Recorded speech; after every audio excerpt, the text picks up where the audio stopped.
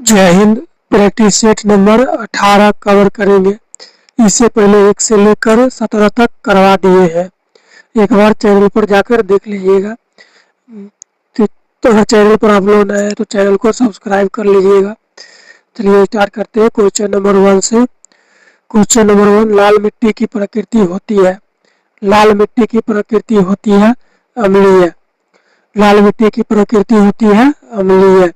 कोशिश करेंगे कि क्लास में ही याद हो जाए। क्वेश्चन नंबर 2,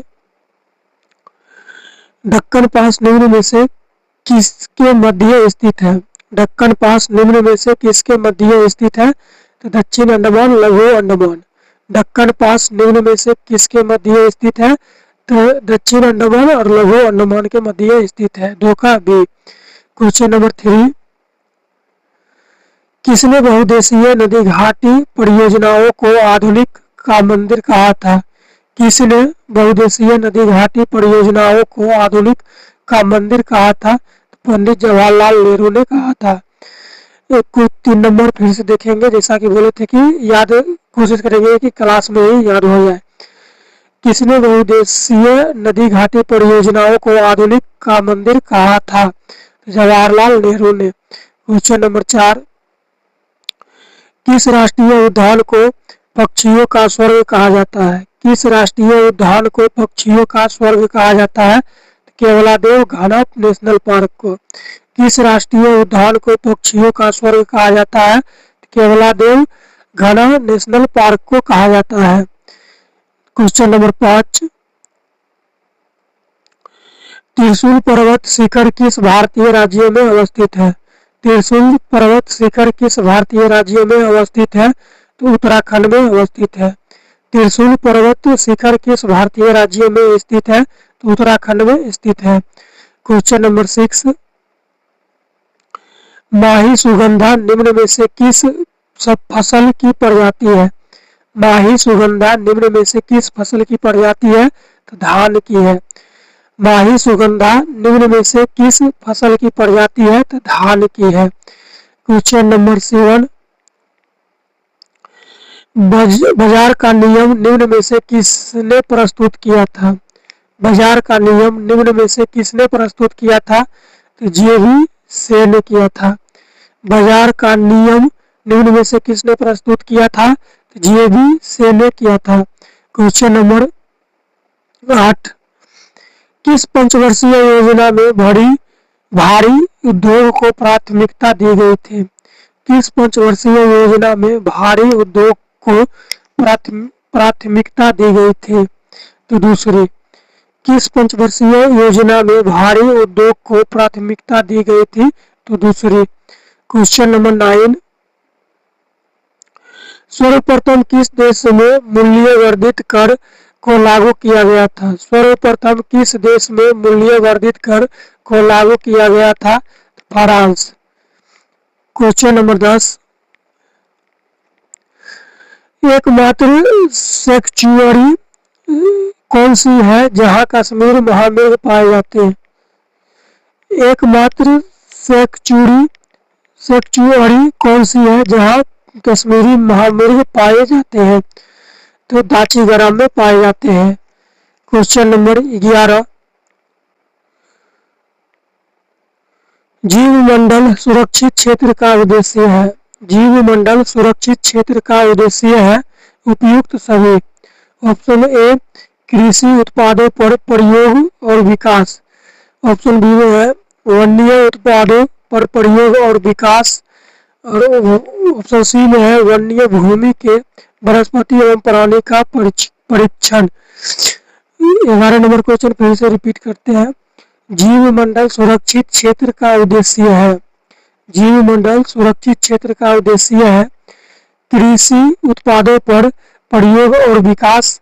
कृषि उत्पादों पर प्रयोग और विकास, वन्य उत्पादों पर प्रयोग और विकास, वन्य भूमि के वनस्पति एवं प्राणी का परीक्षण यानी उपयुक्त सभी। क्वेश्चन नंबर 12, बायोडायवर्सिटी शब्द का प्रयोग सर्वप्रथम किसने किया था। बायोडायवर्सिटी शब्द का प्रयोग सर्वप्रथम किसने किया था। तो जी रोसेन ने किया था। बायोडाइवर्सिटी शब्द का प्रयोग सर्वप्रथम किसने किया था? तो जी रोसेन ने किया था। क्वेश्चन नंबर 13, निम्नलिखित में से कौन सा बल सदैव आकर्षित होती है? निम्नलिखित में से कौन सा बल सदैव आकृति होती है? आकृति नहीं, आकर्षित होती है। निम्नलिखित में से कौन सा बल सदैव आकर्षित होती है? तो गुरुत्वाकर्षण बल सदैव आकर्षित होती है। क्वेश्चन नंबर 14, निम्नलिखित में से कौन एक विद्युत चुंबकीय तरंग नहीं है? निम्नलिखित में से कौन एक विद्युत चुंबकीय तरंग नहीं है? निम्नलिखित में से कौन एक विद्युत चुंबकीय तरंग नहीं है? तो ध्वनि तरंग। क्वेश्चन नंबर 15, शुष्क क्षेत्र का घनोद किसका बना होता है? शुष्क क्षेत्र का घनोद किसका बना होता है? तो कार्बन का। शुष्क क्षेत्र का घनोद या इंग्लिश में एनोड बोल सकते हैं, किसका बना होता है? कार्बन का बना होता है। क्वेश्चन नंबर 16, हर्ष चरित्र में यम चेटी का उल्लेख मिलता है, यम चेटी होते हैं। हर्ष चरित्र में यम चेटी का उल्लेख मिलता है, यम चेटी होते हैं रात्रि में पहरा देने वाला स्त्री, यानी रात्रि में पहरा देने वाला स्त्री। हर्ष चरित्र में यम चेट का उल्लेख मिलता है, यम चेटी होते हैं, होते थे, है नहीं थे, तो रात्रि में पहरा देने वाली स्त्री। क्वेश्चन नंबर 17, चिदम्बरम का चोल मंदिर किस धार्मिक समूह से संबंधित है?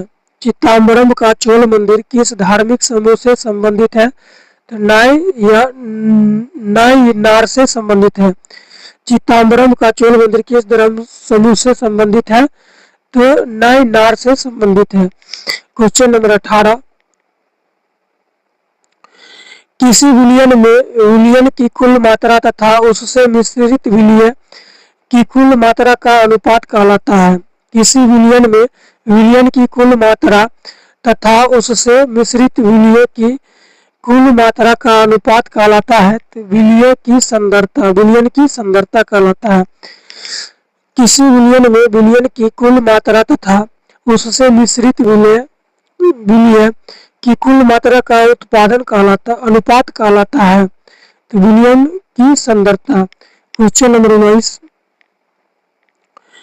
निलंबन कणों का आकार कितना होता है? निलंबन कणों का आकार कितना होता है? 10 पर पावर 5 से 10 पर पावर 7 सेंटीमीटर के बीच होता है। निलंबन कणों का आकार कितना होता है? तो 10 पर पावर 5 से 10 पर पावर 7 सेंटीमीटर के बीच होता है। क्वेश्चन नंबर 20, अम्ल क्रियाशील धातुओं के साथ अभिक्रिया करके निम्नलिखित में से कौन सा गैस उत्पन्न करता है? अम्ल क्रियाशील धातुओं के साथ अभिक्रिया करके निम्नलिखित में से कौन सा गैस उत्पन्न करता है? तो हाइड्रोजन। अम्ल क्रियाशील धातुओं के साथ अभिक्रिया करके निम्नलिखित में से कौन सा गैस उत्पन्न करता है? तो हाइड्रोजन। क्वेश्चन नंबर 21, निम्नलिखित में से कौन सम्मिलित नहीं है? तो सभी सम्मिलित है। नाभिकीय मॉडल अर्नेस्ट रदरफोर्ड और गृहीय model Niels Bohr, quantum model Erwin Schrodinger, उपयुक्त सभी सम्मिलित है, यानी इसका डी। क्वेश्चन नंबर 22, क्लोरीन अणुओं के बीच कैसा संयोजक बंध होता है? सहसंयोजक बंध होता है। क्लोरीन अणुओं के बीच कैसा सहसंयोजक बंध होता है? एकल सहसंयोजक बंध होता है, संयोजन बंध होता है।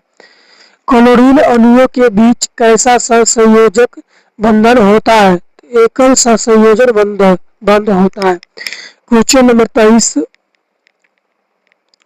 आवर्त श्रेणी के किस वर्ग के तत्वों को सामूहिक रूप से क्षारीय मृदा धातुएं कहा जाता है? आवर्त श्रेणी के किस वर्ग के तत्वों को सामूहिक रूप से क्षारीय मृदा धातुएं कहा जाता है? तो वर्ग 2 को कहा जाता है। क्वेश्चन नंबर 24, लूनार कॉस्टिक निम्न में से किसे कहा जाता है? लूनार कॉस्टिक निम्न में से किसे कहा जाता है? सिल्वर नाइट्रेट को कहा जाता है। लूनार कॉस्टिक निम्न में से किसे कहा जाता है? सिल्वर नाइट्रेट को कहा जाता है। क्वेश्चन नंबर 25, निम्नलिखित में से किसका हृदय 4 कक्षीय होता है? निम्नलिखित में से किसका हृदय 4 कक्षीय होता है? तो इनमें से सभी का होता है। पक्षी, मानव, मगरमच्छ सभी में हृदय 4 कक्षीय होते हैं। क्वेश्चन नंबर 26, निम्नलिखित में से कौन सुमेलित नहीं है? निम्नलिखित में से कौन सुमेलित नहीं है? 26 का डी, यकृत शरीर की सबसे बड़ी मिश्रित ग्रंथि। क्वेश्चन नंबर 27, मानव शरीर के परिसंचरण तंत्र के किस भाग में ऑक्सीजन रहित रक्त का प्रवाह होता है? मानव शरीर के परिसंचरण तंत्र के किस भाग में ऑक्सीजन रहित रक्त का प्रवाह होता है? तो महाशिरा। क्वेश्चन नंबर 27 फिर से रिपीट कर रहे हैं। मानव शरीर के परिसंचरण तंत्र के किस भाग में ऑक्सीजन रहित रक्त का प्रवाह होता है? तो महाशिरा। क्वेश्चन नंबर 28, वाष्पोत्सर्जन के लिए पौधे की निम्नलिखित रचनाओं में कौन जिम्मेदार है? वाष्पोत्सर्जन के लिए पौधे की निम्नलिखित रचनाओं में कौन जिम्मेदार है? स्टोमेटा है। स्टोमेटा है। वाष्पोत्सर्जन के लिए पौधे की निम्नलिखित रचनाओं में कौन जिम्मेदार है? स्टोमेटा। क्वेश्चन नंबर 29, निम्नलिखित में से कौन सा जीव परागणकारी है? परागणकारी है। निम्नलिखित में से कौन सा जीव परागणकारी है? तो सभी है। चमगादड़, मधुमक्खी, पक्षी सभी है। क्वेश्चन नंबर क्वेश्चन नंबर 30, खानवा का युद्ध बाबर और किस शासक के बीच हुआ? खानवा का युद्ध बाबर और किस शासक के बीच हुआ? तो राणा सांगा के बीच हुआ। क्वेश्चन नंबर 31, दक्षिण भारत में वैष्णव संतों द्वारा स्थापित द्वैतवाद किस संत से संबंधित है? दक्षिण भारत में वैष्णव संतों द्वारा स्थापित द्वैतवाद किस संत से संबंधित है? निम्बाकाचार्य से संबंधित है। क्वेश्चन नंबर 32, संतलत काल में कृषि विभाग से संबंधित था। संतलत काल में कृषि विभाग से संबंधित था तो दीवाने कोही। संतलत काल में कृषि विभाग से संबंधित था तो दीवाने कोही। क्वेश्चन नंबर 33, द्वितीय जैन संगीति कहाँ हुई? तो बल्लभी, गुजरात में। द्वितीय जैन संगीति कहाँ हुई? तो बल्लभी, गुजरात में हुई थी। क्वेश्चन नंबर 34, प्रसिद्ध अरबी लेखक अल-बरूनी किसके साथ भारत आया? प्रसिद्ध अरबी लेखक अल-बरूनी किसके साथ भारत आया? तो महमूद गजनवी के साथ भारत आया। प्रसिद्ध अरबी लेखक अल-बरूनी किसके साथ भारत आया? तो महमूद गजनवी के साथ भारत आया। क्वेश्चन नंबर 35, सामवेद का ब्राह्मण ग्रंथ निम्न में से है? सामवेद का ब्राह्मण ग्रंथ निम्न में से है? पंचवीस। क्वेश्चन नंबर 36, गांव में आयोजित भारतीय राष्ट्रीय कांग्रेस की प्रथम अधिवेशन की अध्यक्षता किसने की? गांव में आयोजित भारतीय राष्ट्रीय कांग्रेस की प्रथम अधिवेशन की अध्यक्षता किसने की? जवाहरलाल नेहरू ने किया था। क्वेश्चन नंबर 37, भारत का पहला समाचार पत्र था? भारत का पहला समाचार पत्र था बंगाल गजट। भारत का पहला समाचार पत्र था बंगाल गजट। क्वेश्चन नंबर 38, भारत में नागरिक सेवा का जनक किसे माना जाता है? भारत में नागरिक सेवा का जनक किसे माना जाता है? तो लॉर्ड कॉर्नवालिस को माना जाता है। भारत में नागरिक सेवा का जनक किसे माना जाता है? लॉर्ड कॉर्नवालिस को माना जाता है। क्वेश्चन नंबर 39, सूची 1 को सूची 2 से सम्मिलित कीजिए। संस्था और संस्थापक। तो देख लेते हैं, विश्व भारती के संस्थापक थे रविंद्रनाथ टैगोर और अभिनव भारत के थे बी डी सावरकर। और देव समाज के संस्थापक थे केशवा चंद्र सेन और वेद समाज के संस्थापक थे पंडित शिव नारायण अग्निहोत्री। 39 का डी। क्वेश्चन नंबर 40, निम्नलिखित में से कौन सुमिलित नहीं है? निम्नलिखित में से कौन सुमिलित नहीं है? तो मौलिक कर्तव्य का विचार अमेरिका, ये सुमिलित नहीं है। बाकी शासन की संसदीय प्रणाली ब्रिटेन से लिया गया, राज्यों के नीति निर्देशक तो वो आयरलैंड से लिया गया और संवर्तीय सूची का आवर्धन ऑस्ट्रेलिया से लिया गया। क्वेश्चन नंबर 41, धन विधेयकों के संबंध में विशेष प्रक्रिया संविधान के किस अनुच्छेद में वर्णित है? धन विधेयकों के संबंध में विशेष प्रक्रिया संविधान के किस अनुच्छेद में वर्णित है? तो अनुच्छेद 109 में वर्णित है। धन विधेयकों के संबंध में विशेष प्रक्रिया संविधान के किस अनुच्छेद में वर्णित है? तो अनुच्छेद 109 में वर्णित है।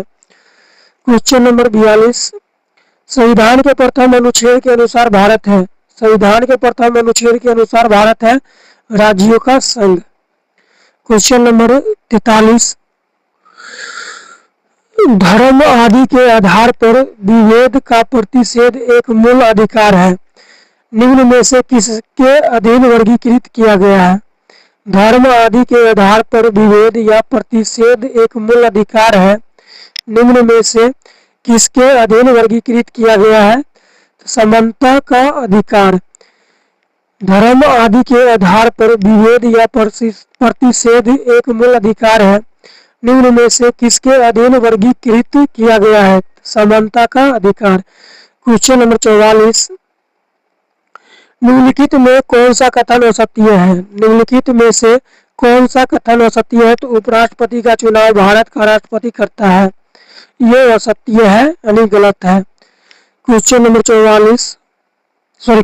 45, निम्नलिखित में से कौन सी समिति पंचायत राज संस्था से संबंधित नहीं है?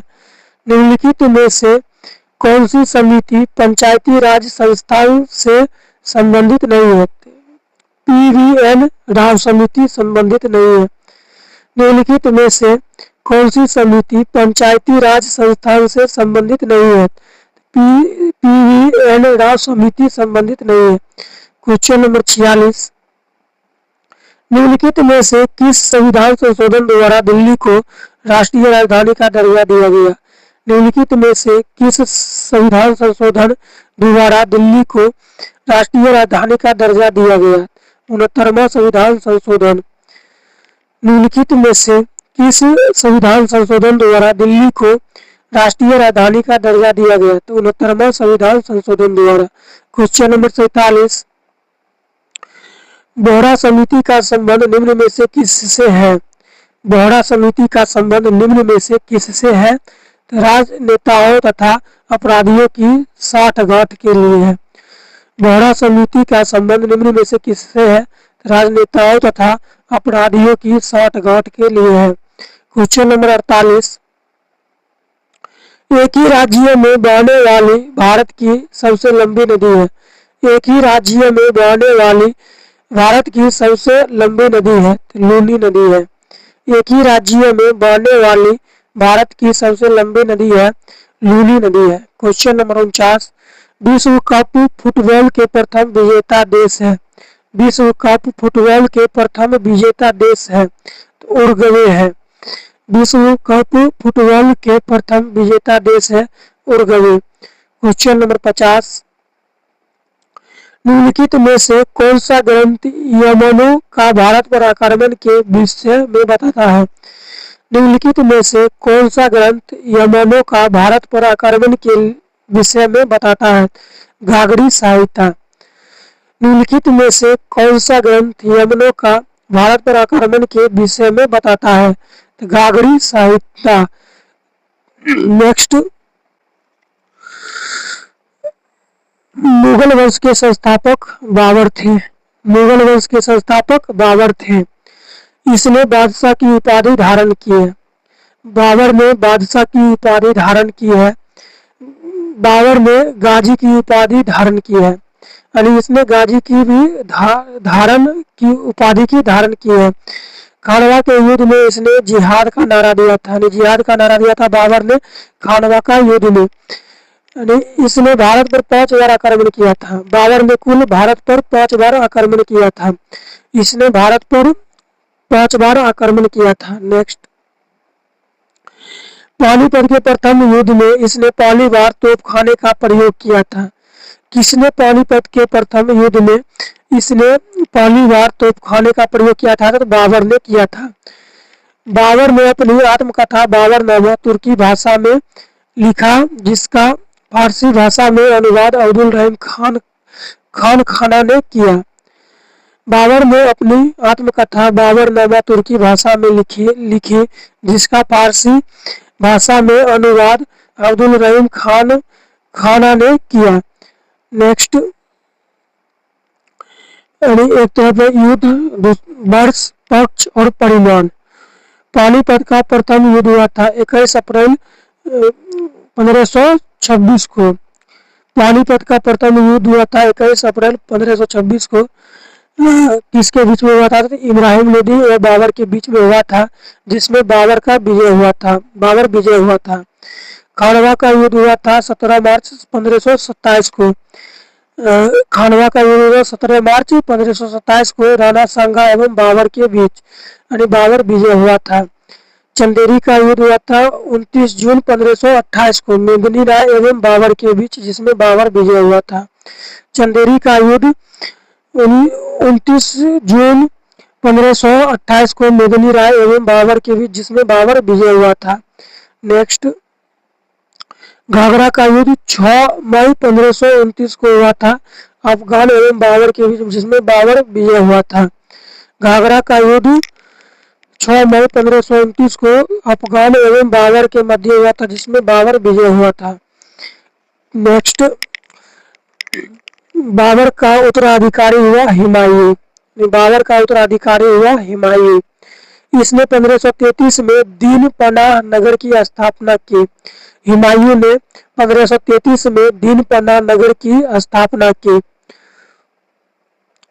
यह ज्योतिष में विश्वास रखता था। हुमायूं ज्योतिष में विश्वास रखता था। 25 जून 1539 ईस्वी में शेर खां एवं हुमायूं के बीच चौसा का युद्ध हुआ, जिसमें शेर खां विजय हुआ।